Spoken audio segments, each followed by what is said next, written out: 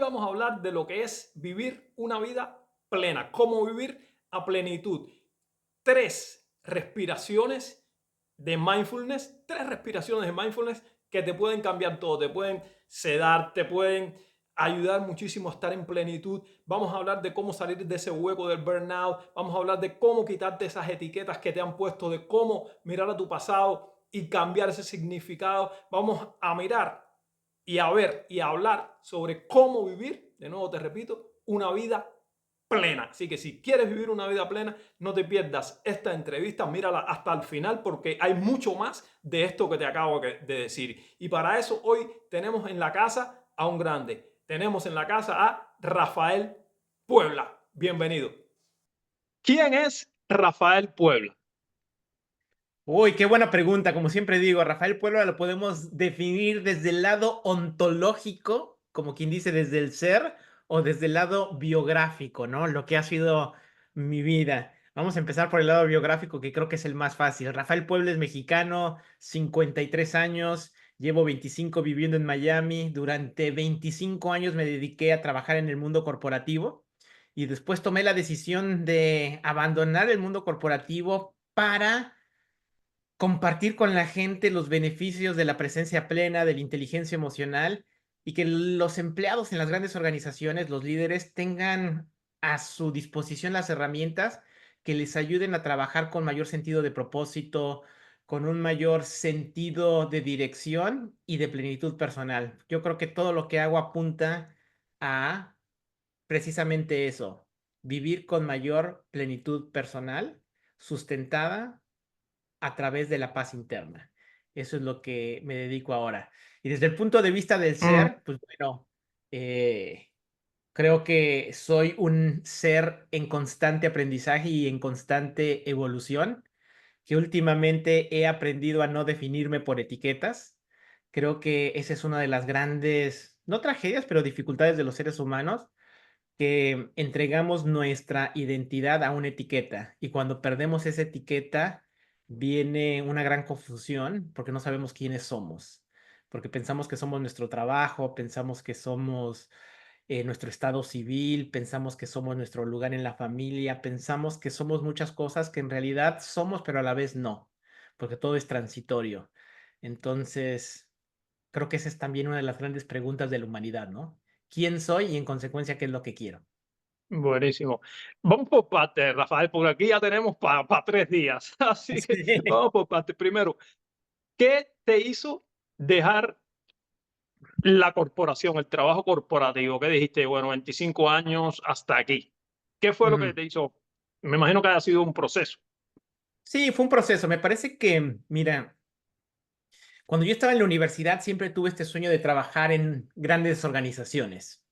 ¿De dónde me surgió ese sueño? Pues quizá tendríamos que analizar un poco más, pero bueno, sin entrar en los detalles, siempre lo quise hacer.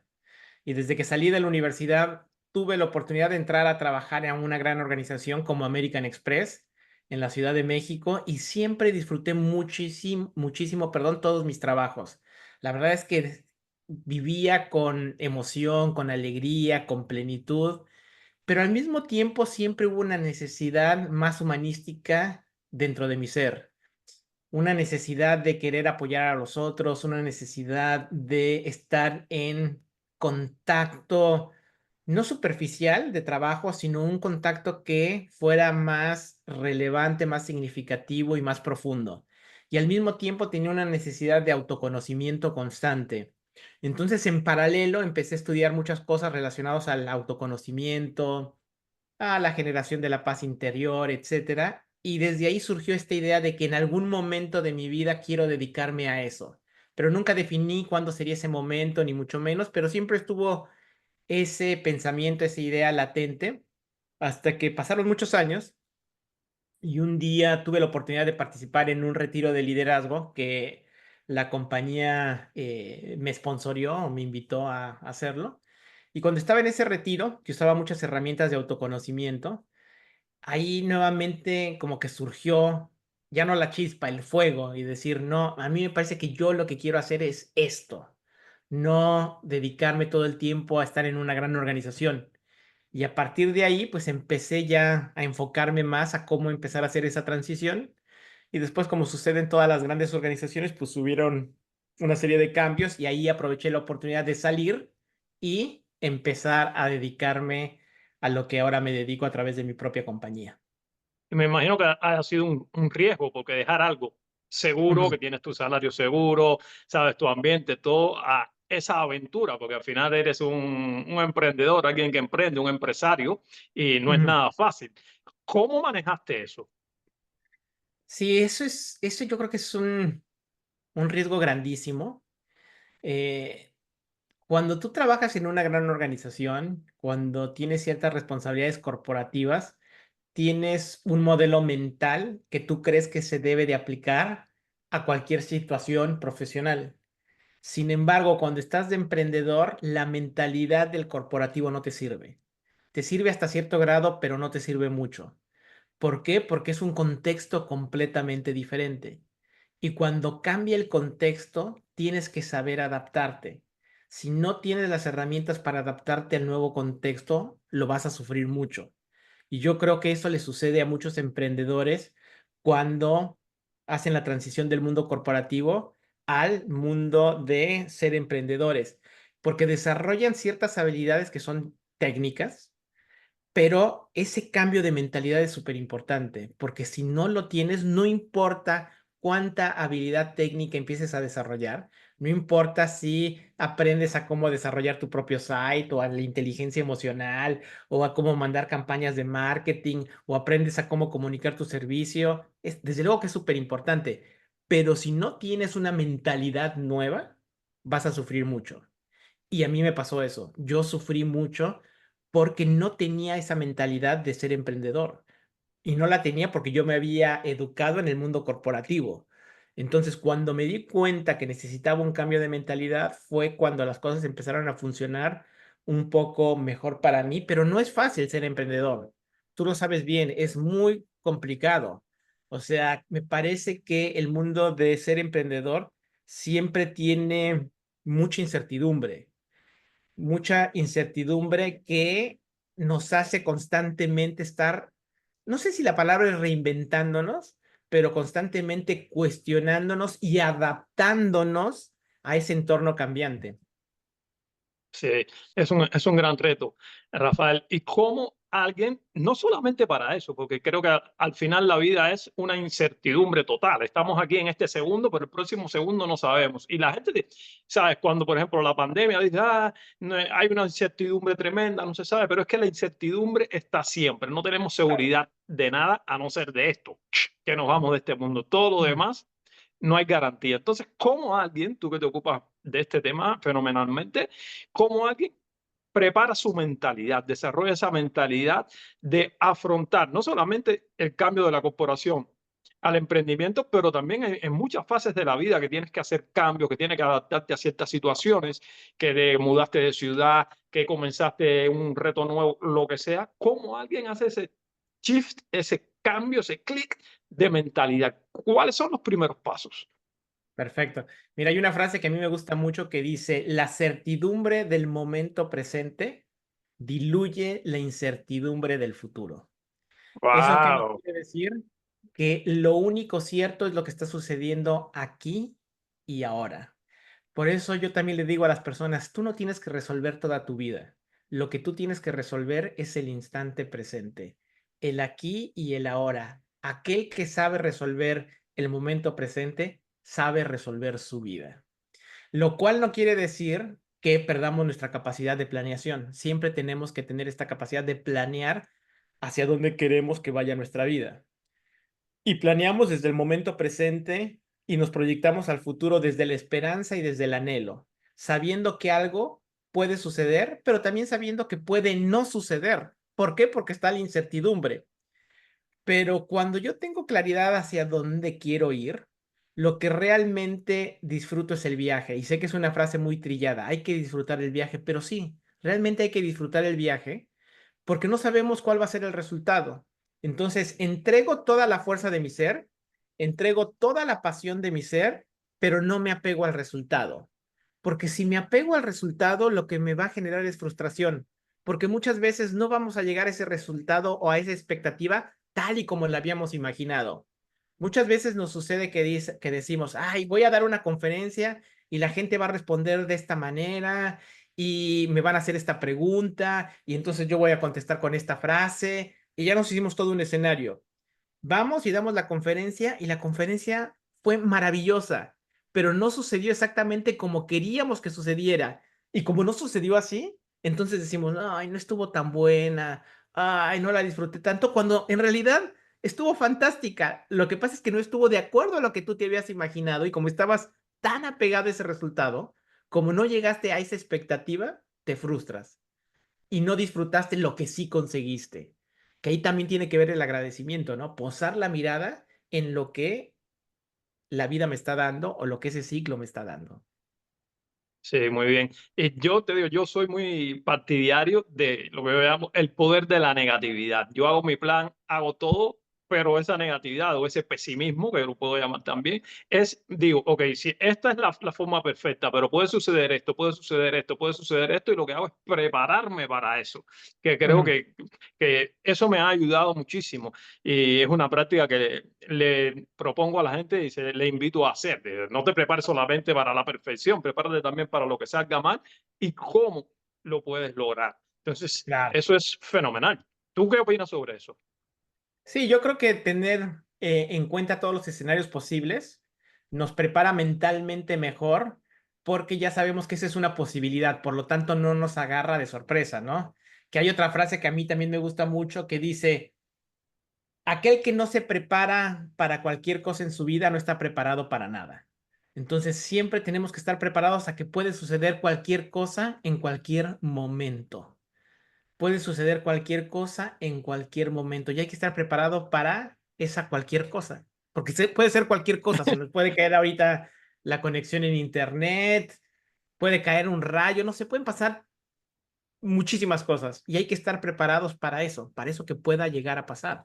Entonces, cuando yo estoy preparado para cualquier cosa, en consecuencia puedo navegar mi vida con mayor fluidez, con mayor paz interna, con mayor claridad, porque sé que en cualquier momento, cualquier cosa puede suceder. Sí, así es.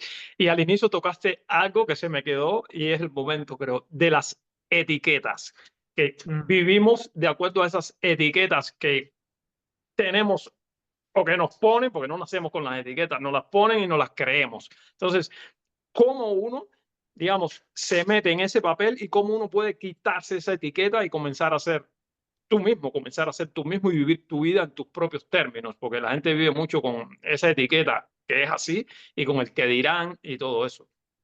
Exactamente, mira, también esa es una pregunta maravillosa y es una pregunta compleja, pero vamos a tratar de contestarla de la mejor manera posible y con la mayor claridad posible.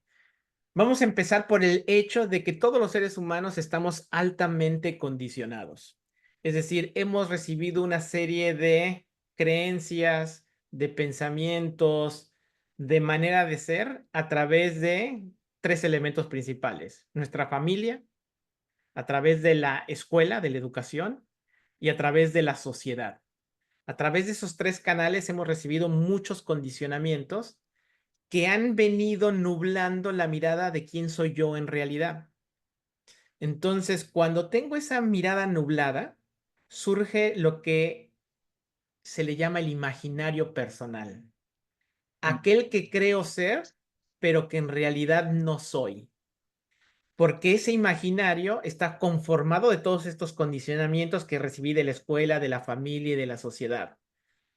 ¿Qué es lo que pasa? Que muchas veces yo voy desarrollando mi proyecto de vida con base a los deseos de este imaginario y no con relación a mi verdadero ser. Y entonces voy haciendo una vida con base a los sueños del imaginario colectivo, que me enseñó a que para ser exitoso debo de tener un buen trabajo, debo de tener dinero, debo de estar casado, debo de tener hijos, debo de tener una mascota, debo de tener una casa grande. Y cuando tengo todo eso, me doy cuenta que no soy feliz y que no estoy pleno. ¿Por qué? Porque esos deseos no pertenecen a tu ser, pertenecen a tu imaginario personal. Entonces, esos son los falsos deseos que tenemos y todos tenemos muchos falsos deseos.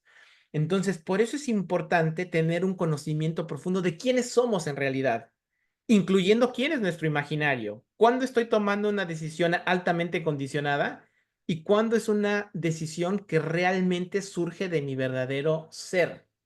¿Cuál es la diferencia? Que cuando la decisión, cuando el anhelo surge de mi verdadero ser, yo al traerlo a mi escenario mental, experimento plenitud personal. Es algo que sé que me va a dar plenitud, aunque no sea algo que tradicionalmente yo creía que me lo iba a dar, pero hay que estar constantemente autoobservándonos. ¿Cuáles son los pensamientos que tenemos? ¿Cuáles son las emociones que sentimos? ¿Cuáles son las sensaciones que estamos experimentando? Y estar entendiendo qué es parte de mi verdadero ser y qué parte es de mi imaginario, porque nadie se escapa del imaginario personal. Muchas veces en nuestra propia familia nos asignaron etiquetas, ¿no? Ay, que es el hermano divertido. Ay, que es el hermano ocurrente. Ay, que es el hermano inteligente. Ay, que es el hermano artista. Entonces nos fuimos creyendo esa historia. Entonces, como yo soy el divertido de la familia, siempre tengo que estar haciendo chistes, siempre tengo que estar de buen humor, porque ya me asignaron esa etiqueta. Y a veces me niego la oportunidad de experimentar tristeza, que también es una emoción completamente válida, o de a veces sentirme frustrado, que también es una emoción completamente válida. Y así va surgiendo ese imaginario que nubla la mirada de nuestro verdadero ser, ¿no? Y es un trabajo verdaderamente arduo que muy pocos hacen. Entonces, creo que esa autorreflexión, ese mirarse uno, observarse, es súper importante porque eso es lo que te va a sacar de ahí, pero muy poca gente lo hace. Entonces, Rafa, ¿qué consejos, qué tips, qué le puedes decir a alguien que quiere comenzar a quitarse esas etiquetas? ¿Cuál es ese primer paso? Si tengo que observarme, pero ¿cómo lo hago? ¿Llevo un diario? ¿Qué hago? Excelente pregunta. Mira, mi primera recomendación es simplemente auto-observarnos. ¿Qué significa auto-observarnos? Darnos cuenta, observar esta, fíjate, es que aquí también entra un tema importante. La conciencia humana tiene varias funciones. La función más alta de la conciencia es tu capacidad de contemplación. ¿Qué es la contemplación? Ser el testigo luminoso sin emitir juicio. Por eso es que todas las tradiciones filosóficas, todas las tradiciones religiosas te dicen y te hablan de la contemplación y del no juzgar. ¿Por qué? Porque cuando tú te contemplas a ti, ¿y qué significa contemplarte a ti? Contemplar pensamientos, emociones, sensaciones, acciones, vas teniendo un conocimiento de quién eres en realidad. Si quieres saber quién eres, observa cómo vives. No hay vuelta atrás, o sea, es tan fácil como eso. ¿Quieres saber cómo eres? Observa cómo vives. Si tú tienes tu cuarto desordenado, ¿cómo eres? ¿Ordenado o desordenado? Desordenado. Desordenado, desordenado. Lo está los hechos lo están diciendo. Exactamente. Entonces, lo primero es observarte, contemplarte y darte cuenta de muchos elementos sin criticarte.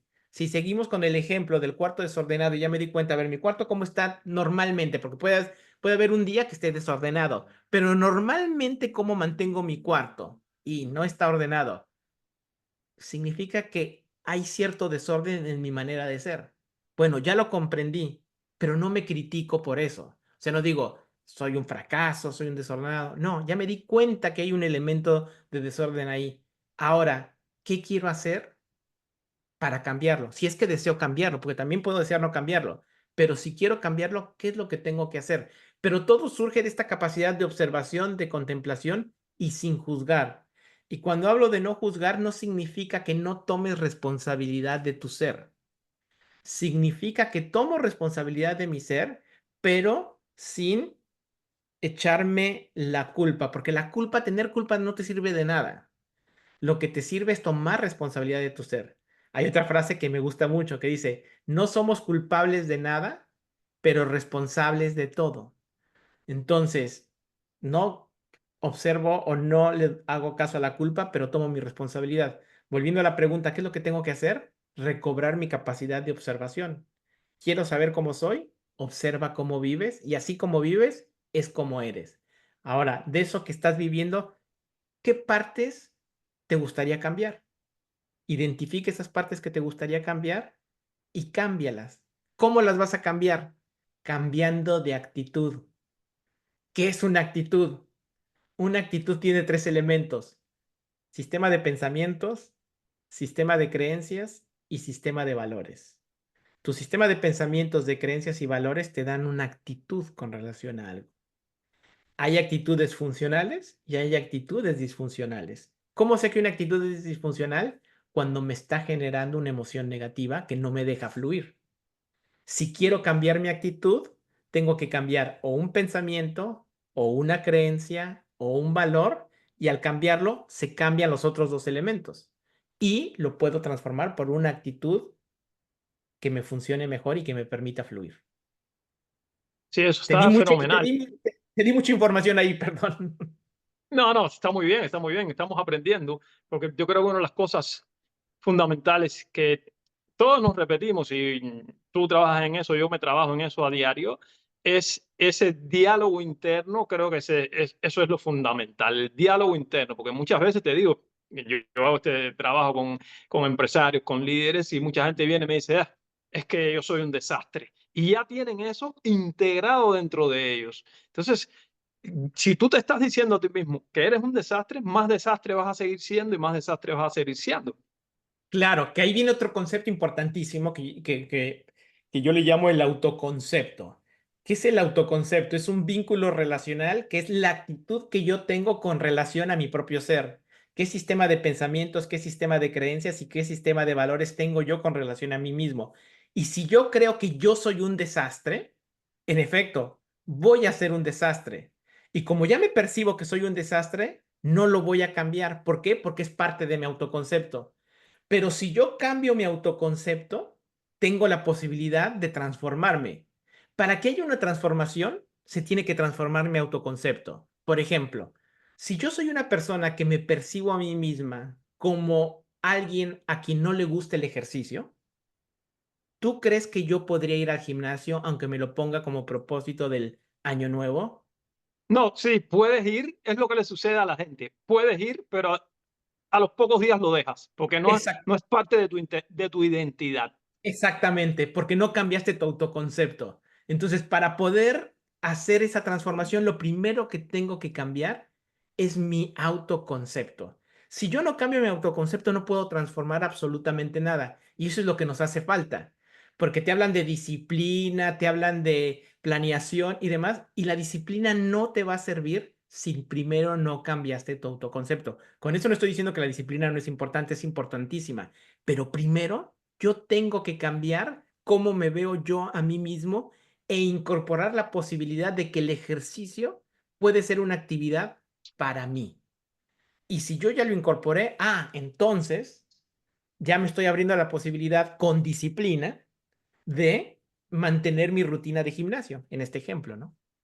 Claro, y es lo que digo, y estamos muy de acuerdo ahí, que la disciplina es el resultado de la persona que te crees que eres. Si tú crees que eres ese autoconcepto, como tú lo llamas, yo lo llamo mi identidad, que me veo como una persona saludable, atlética, etcétera, etcétera. Entonces, eso está integrado en mí y la disciplina viene sola porque soy una persona que ese tipo de persona es la persona que va al gimnasio, es la persona que hace dieta. Si no, no eres ese tipo de persona. Correcto, correcto. Genial, eso está fenomenal. Entonces, Rafa, vamos a ver lo que es ya lo que tú te ocupas bien Mm, precisamente de lo que es el mindfulness, y tú tienes algo, también tienes tus libros, tus ebooks, que eso ya lo dejaremos para que la gente al final sepan ujú, dónde los pueden encontrar. Tú tienes, trabajas en mindfulness, pero tienes algo que llamas Mindflow. ujú. Sí, mira, te voy contando. Cuando yo salí de mi último trabajo corporativo, yo creé esta compañía que se llama On Being Mindful. Lo que hacemos en On Being Mindful es compartir herramientas de mindfulness y de inteligencia emocional al interior de las grandes organizaciones para que los líderes florezcan como líderes y donde su trabajo realmente se vuelve una fuente genuina de plenitud personal y en consecuencia de transformación individual en el equipo y en la organización. Mayormente lo que yo hago es llevar diferentes tipos de cursos, de talleres, de conferencias a grandes organizaciones hablando de estos dos grandes temas, mindfulness e inteligencia emocional. Ahora, también como parte de las actividades que llevo a cabo es abrir parte de estos cursos al público en general, no solamente a las grandes organizaciones. Y ofrezco muchas herramientas gratuitas en este camino, ¿no? Porque yo creo que todos deberíamos tener acceso a estas herramientas para vivir con mayor paz, con mayor alegría, con mayor armonía y con mayor plenitud personal. Y ahí está lo que mencionabas, el ebook que se llama Mindfulness Paso a Paso. Tengo mi canal de YouTube donde hay un montón de clases que yo he dado de manera gratuita a mi comunidad. Tengo Instagram, LinkedIn, donde constantemente estoy compartiendo diferentes tipos de herramientas y diferente tipo de conocimiento, pero todo apuntando hacia la plenitud personal. Y también mucho de lo que yo hago viene informado de otra certificación que tengo que se llama Semiología de la Vida Cotidiana. La semiología de la vida cotidiana es un modelo educativo que pone al individuo al centro de su propio proyecto de vida.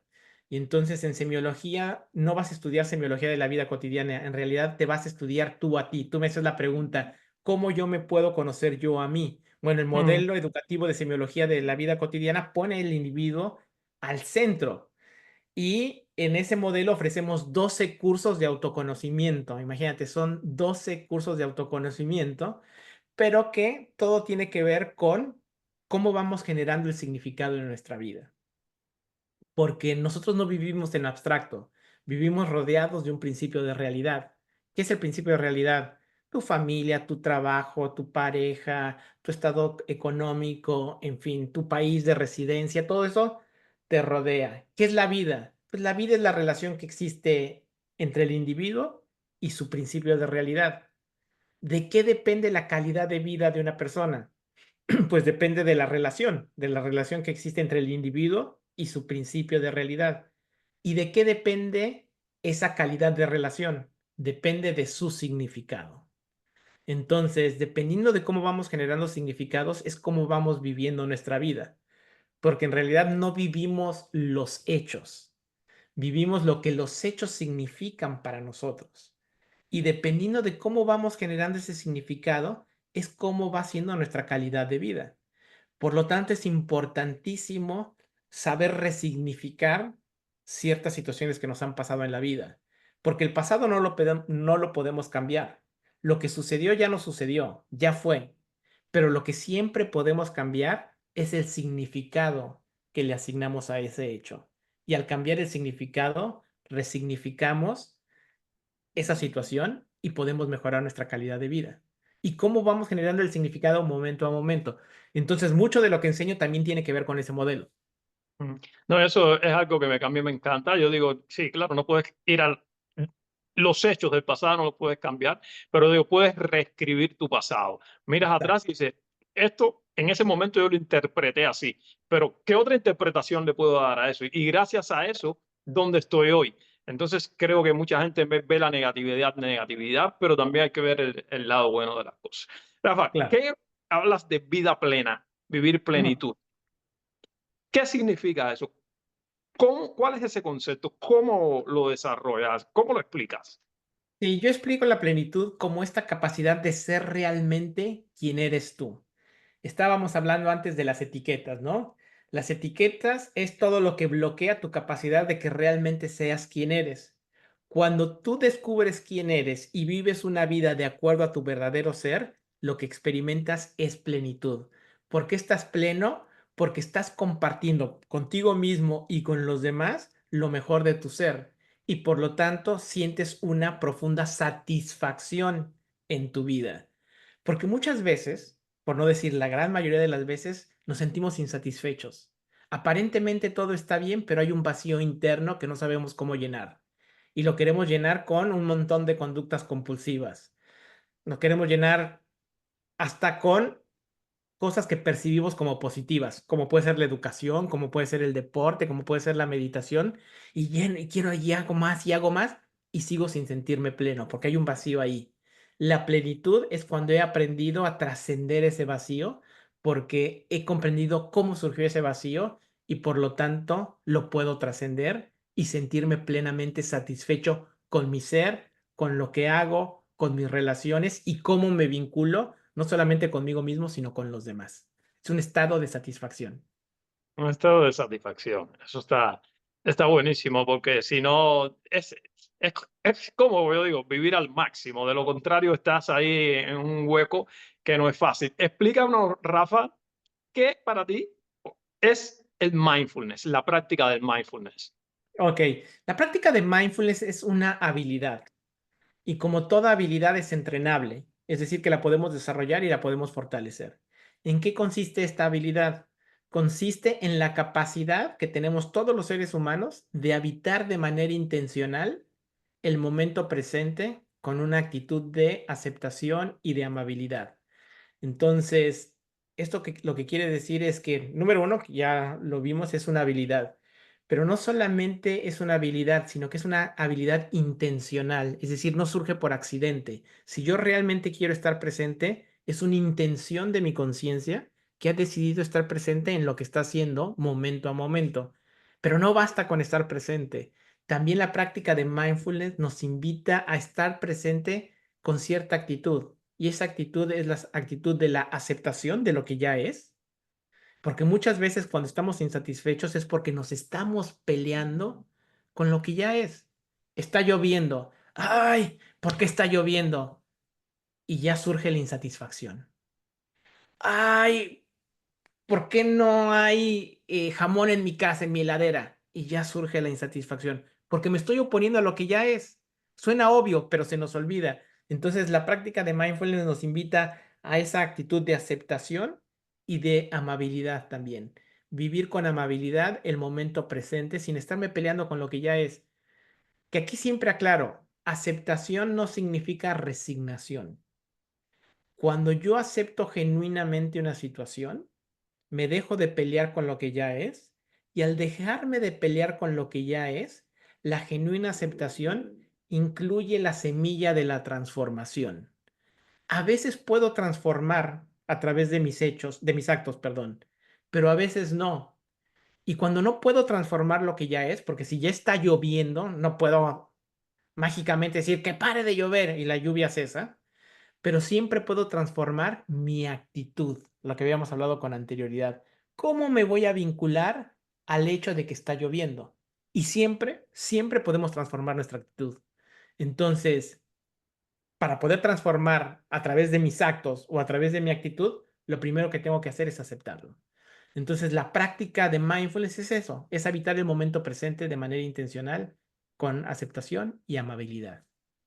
Sí, muy bueno eso. Y sobre todo lo que aclaraste, que creo que es fundamental, que mucha gente dice cuando ves aceptación, la gente dice que es resignarse, es conformarse, y ya lo explicaste bien claro, que no es así. Entonces, ¿cómo uno, ya que es una habilidad de el mindfulness, Rafael, cómo alguien puede comenzar a desarrollar esta habilidad? ¿Cuántos minutos tiene que dedicarle? ¿Qué es lo que tiene que Ok. hacer para desarrollarla? Perfecto. Entonces, mindfulness es esta habilidad que nos da varios beneficios, ¿no? El primer beneficio es la capacidad de estar realmente presente y abrirte a la posibilidad de vivir momentos realmente extraordinarios, porque no hay momentos que no tengan importancia, no hay momentos que sean realmente para desperdiciar. Todo momento tiene la capacidad de ser extraordinario si sabemos reconocerlo, ¿no? Pero ¿cómo podemos entrenar a nuestra mente y a nuestro corazón a estar más presentes? A través de la práctica de la meditación. La meditación es la práctica fundamental que utilizamos para entrenar a la mente a estar más presente. ¿Cómo podemos meditar? La meditación de mindfulness realmente es muy sencilla. Quizá no sea fácil de practicar, pero es muy sencilla. Consiste en llevar de manera intencional tu atención a las sensaciones de tu propia respiración, sintiendo la inhalación y la exhalación, sin modificar la manera en que respiras, sin pensar en la respiración. La invitación es a sentir la respiración tal y como es. Y este ejercicio que parece muy fácil de seguir tu propia respiración, te vas a dar cuenta que te vas a distraer. La mente se te va a ir hacia el futuro, hacia el pasado, hacia algún lado. Pero no hay problema. Las distracciones son parte del proceso. No son un error, es parte del proceso. Entonces me doy cuenta dónde se fue mi mente. Ay, ya se fue al pasado, a un recuerdo. O ya está futureando con lo que tengo que hacer. A ver, mentecita, ¿a dónde te fuiste? Y te regreso de manera amable pero firme a mi respiración. Y vuelvo a iniciar con el proceso, porque me voy a volver a distraer. Tomo mi atención de la distracción y la regreso a la respiración. No importa cuántas veces nos distraigamos, es el mismo número de veces que volvemos a empezar. Entonces, en eso consiste la meditación.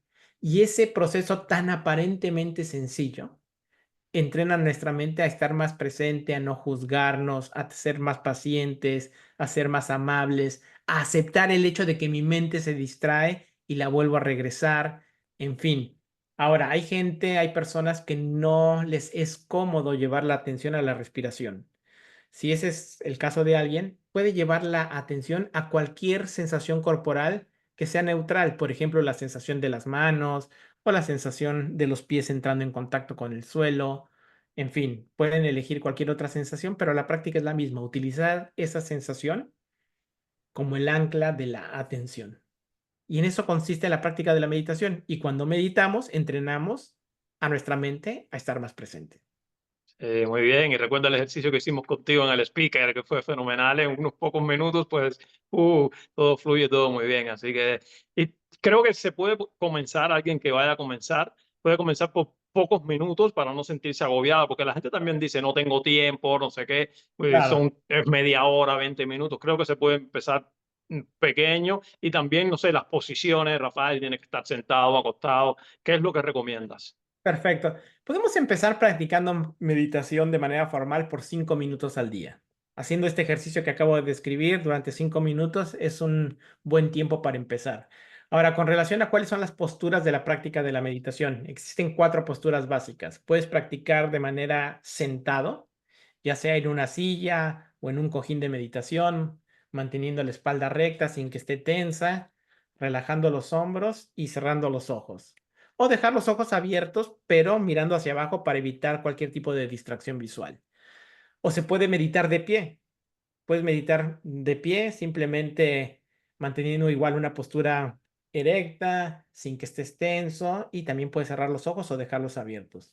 Puedes meditar recostado, acostado sobre un colchón de yoga, acostado sobre el piso o sobre tu cama, y también cierras los ojos y llevas a cabo el ejercicio que describí, o puedes meditar caminando. Esa es la cuarta postura de la meditación. Mm, La única diferencia que cuando meditamos caminando, la recomendación es que no lleves la atención a la sensación de tu respiración, sino que la atención la llevas a la sensación de tus pies al caminar.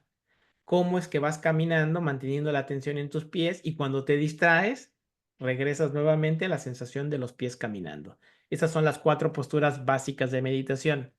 Ahora, hay gente que también puede decir, bueno, Rafael, yo no tengo ni 5 minutos para meditar. ¿Qué puedo hacer para cultivar cierta capacidad de mindfulness o de presencia plena a lo largo de mi día? Y existen lo que le llamamos microprácticas. Una micropráctica muy común que yo hago se llama las 3 respiraciones conscientes. Y como funciona es de la siguiente manera. En la primera respiración, llevo la atención a la inhalación y a la exhalación. En la segunda respiración, relajo el cuerpo. Y en la tercera respiración, internamente me pregunto, ¿qué es lo más importante en este momento? Y escucho que surge de mi interior. Entonces, al llevar a cabo esas 3 respiraciones, atención a la respiración, relajar el cuerpo, preguntarme qué es más importante en este momento, me salgo de la reactividad del piloto automático y habito con mayor presencia el aquí y el ahora. Y esa actividad de las 3 respiraciones la podemos hacer, por ejemplo, cuando nos sentimos que ya nos estamos estresando o cuando sentimos que la mente está súper fragmentada, que estoy pensando en 15 cosas al mismo tiempo o la puedo llevar a cabo cuando voy a tener una conversación con alguien, o la puedo llevar a cabo en un momento de transición. Voy a empezar a trabajar, 3 respiraciones conscientes. Voy a dejar de trabajar, 3 respiraciones conscientes. Entonces, este tipo de microprácticas pues nos ayudan a cultivar un poquito más de presencia en nuestra vida cotidiana. Eso me encanta, esas 3 respiraciones me encantan, está buenísimo. Yo medito todos los días, medito bastante, pero Ujú. creo que el que no tenga tiempo, el que tenga situaciones, pues con esas 3 respiraciones me suena fenomenal. Nunca las he hecho, pero las voy a hacer. Muy bien, ¿Cómo no? perfecto. Porque me ha encantado, me ha encantado. Rafael, estás en las empresas, los líderes, ¿cuál es el mayor problema que ves ahí dentro con este tema de la atención, de la sobrecarga, de todo este tipo de cosas y cómo qué soluciones les podemos dar? Sí, mira, yo creo que hay diferentes tipos de retos que los líderes actuales enfrentan. Yo creo que el principal reto que tienen la gran mayoría de los líderes es la profunda creencia que entre más hacen, más son. Y en consecuencia, como esa creencia está tan arraigada, consideran que el hecho de tomarse una pausa o que el tema de llevar la mirada hacia el interior y estar menos enfocado en hacer, los hace malos líderes, porque para ellos hacer equivale a ser productivo y en consecuencia a ser buen líder. Lo que no se dan cuenta es que en ese hacer, hacer, hacer nos perdemos a nosotros mismos. El hacer hace que se pierda el propio ser. Entonces, el principal reto es enseñarles cómo al hacer una pausa, cómo al regresar al momento presente, cómo al cultivar una mente más clara, cómo al tener mayor claridad de mis emociones, cómo al tener mayor gestión emocional, puedo convertirme en un mejor líder. ¿Por qué? Porque soy un líder más presente y más intencional y menos reactivo. Entonces, creo que el gran reto es ese cambio de mentalidad, porque esa creencia de entre más hago, más soy, está profundamente arraigada. Nuevamente, no hay nada malo con el hacer. En la vida tenemos que hacer, Mm, ¿correcto? Pero ¿desde qué lugar voy a hacer? ¿Desde el lugar de la reactividad, del piloto automático, de las etiquetas? ¿O desde un lugar de presencia plena, de autoconocimiento y de intencionalidad? Entonces, para mí ese es uno de los grandes retos. Ese, esa creencia de entre más hago y más soy ha llevado a un segundo reto, que es el burnout o el estar cansado ya emocionalmente porque no hemos sabido gestionar el estrés y el estrés se va apilando, se va apilando, se va apilando a tal grado que se genera este fenómeno del burnout con todas sus consecuencias. Entonces hay muchos líderes que realmente están quemados. ¿Pero por qué están quemados? Por la creencia que te describí con mm. anterioridad. Entonces, ¿cómo podemos ayudarle a los líderes a salir de ese hoyo del burnout? Bueno, es cambiando la mentalidad y cambiando las creencias. Y la primera creencia que tenemos que cambiar es el hecho de llevar la mirada al interior, tener mayor autoconocimiento, mayor claridad mental y emocional, no es una debilidad, de hecho es una fortaleza. Y cuando yo cambio eso, entonces estoy listo para realmente tener y adoptar el mayor compromiso que tengo en la vida, que es el compromiso con mi propio ser. Y cuando yo me comprometo conmigo, en consecuencia, estoy al servicio de los demás. Pero primero me tengo que comprometer con mi propio ser. Entonces, para mí esos son los dos grandes retos que tienen muchas ramificaciones, pero Mm. para mí son los dos grandes retos de los líderes actuales.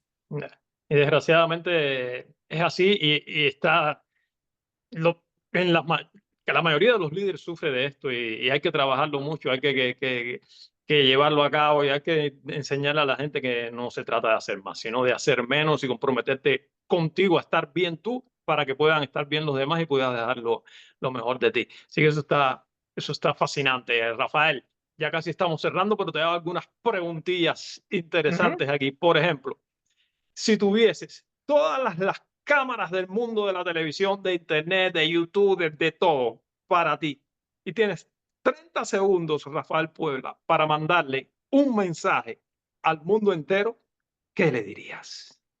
Yo lo que le diría es que lo más importante que tenemos en nuestra vida es el aquí y el ahora. Y acompañado de habitar el momento presente está un profundo sentido de conocerte tú a ti para que desde ese conocimiento puedas implementar un proyecto de vida que responda a tu anhelo de plenitud de ser sustentado en la paz interna. Porque cuando vives de esa manera, no solamente te beneficias a ti, sino que beneficias a la humanidad entera. Me encanta, me encanta.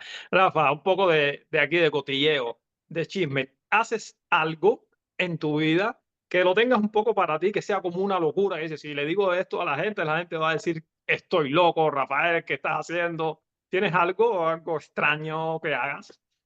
Y no sé si tengo algo extraño que haga, pero quizá algo que les sorprendió mucho a mis hijas, por ejemplo, yo les decía que antes de irme a dormir siempre agradezco lo que viví en el día, lo que fue más significativo para mí. Se lo agradezco a Dios y digo muchas gracias por haberme permitido haber hecho esto, esto y esto. Cuando yo le dije a mis hijas, me decían, papá, ¿en serio lo haces? O sea, les sorprendió muchísimo. Bueno, Mm, no sé, siempre lo eh, hago. Sí, sí, creo que eso es una buena práctica. ¿Y tú, Rafa, tienes un, digamos, un modelo en tu día de cómo, digamos, esas llamadas rutinas, hábitos que desarrollas sobre ellos? Se habla mucho de tu rutina o matutina, nocturna. ¿Tienes un esquema, un sistema para todo eso? Más o menos, ¿no? La verdad es que no tengo mucho una rutina, así como que la rutina del alto desempeño, la rutina Mm. secreta para el mejor día. Lo que sí es que sí tengo una rutina, porque es lo que hago todos los días, que consiste en que me levanto, llevo a mi hija a la escuela, a mi hija la menor, regreso, me preparo mi taza de café, me tomo mi cafecito en la cocina yo solo, a propósito, y lo único que hago en ese momento es tomarme mi café y ver el jardín. No hago otra cosa. Y para mí Mm. ese momento es súper importante, lo aprecio muchísimo y una vez que ya me tomé el café, y estuve yo solo observando el jardín, puedo iniciar mi día ya, digamos, de manera oficial, Con flow. con flow, exacto. Rafael, ¿en qué gastas el dinero sin pensarlo, lo que cueste? Esto sí, vale la pena, lo que sea. Yo, por ejemplo, en aguacates. Yo en experiencias y en cosas para mis hijos y para mi familia. Por ejemplo, mi hija me dice, ay papá, ¿por qué no nos vamos a tomar un helado? Vámonos. O sea, no, ni lo pienso, vámonos. O los fines de semana, ¿por qué no vamos a tal restaurante? Vamos al restaurante. O sea, en eso ni me detengo a pensar. Ujú, qué bien. Rafael, ¿qué, qué hace para ti a un gran? Todos somos líderes, porque eres líder de tú mismo, eres líder de tu familia, eres Mm, líder si eres empresario en una organización, todos somos claro. líderes. ¿Qué hace a un gran líder para ti? ¿Cuáles son esas dos, tres características fundamentales en tu opinión? Influir con amor, esa es la primera. Número dos, estar al servicio de los demás. Y cuando hablo al servicio de los demás, no me refiero al servilismo, me refiero a la genuina capacidad de compartir con los demás tu verdadero ser. Estoy al servicio de ti porque estoy dando mi mejor versión en nuestras interacciones. Y la tercera característica diría que es la compasión. Esta capacidad de tener la empatía en acción, esta capacidad de realmente ayudar a los demás. Muy bien. Y la última pregunta, Rafael. ¿Qué es el éxito para ti? Para mí el éxito es ser quien realmente eres. Es la plenitud de la que habíamos hablado antes. Wow, eso me encanta. Ser quien realmente eres. Vivir una vida bien vivida. Exactamente. Pues, Rafael, antes ya de cerrar, ¿dónde las personas que nos están viendo, escuchando, te pueden encontrar tus libros? Ya hablaste de tu website, pero bueno, tu- tus nombres en las redes sociales, todo eso, para que quien quiera ponerse en contacto contigo, trabajar contigo, comprar tus cosas. Tienes un ebook gratuito que lo has movido muchísimo en LinkedIn. Ujú. Perfecto. Sí, me pueden encontrar en Instagram y en TikTok como @Rafael Puebla. También me pueden seguir en LinkedIn, Rafael Puebla. Pueden visitar mi site que es onbeingmindful.com. Y lo que les recomiendo es que me sigan en las redes sociales. Ahí estoy constantemente compartiendo información que creo que es de valor. Y bueno, ahí muchas veces incluyo los enlaces a los ebooks gratuitos, a los videos más largos, a las clases gratuitas que ofrezco, en fin. Muy bien, sí, sí, síganlo, sigan a Rafael, que tiene muy buen material, muy buen contenido, siempre está compartiendo cosas interesantísimas y buenísimas para uno mejorarse cada día y vivir esa vida plena que tú que estás escuchando y viendo también quieres vivir. Así que súmate a este movimiento y sigue a Rafael para que puedas mejorar cada día, porque de eso se trata. Pues muchísimas gracias, Rafael, por haber estado acá y haber compartido tu experiencia y toda esa enormidad de conocimientos tan profundos y tan importantes que tienes para que nuestras vidas sean mejores, llegar al final de la vida, mirar atrás y decir, viví una vida plena. Exacto. Muchísimas gracias, Pedro. Qué placer haber conversado contigo.